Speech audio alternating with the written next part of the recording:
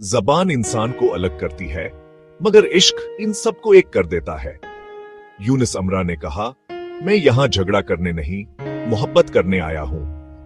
लालन फकीर ने गुनगुनाया, जिस्म ही मंदिर भी है, मस्जिद भी।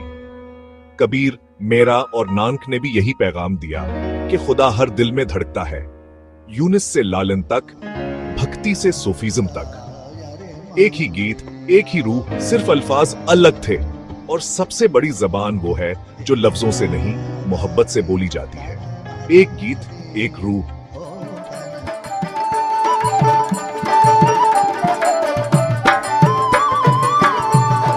জালালে কয় মন রে পাজি করলি কত বেলে হাজি জালালে কয় মন রে পাজি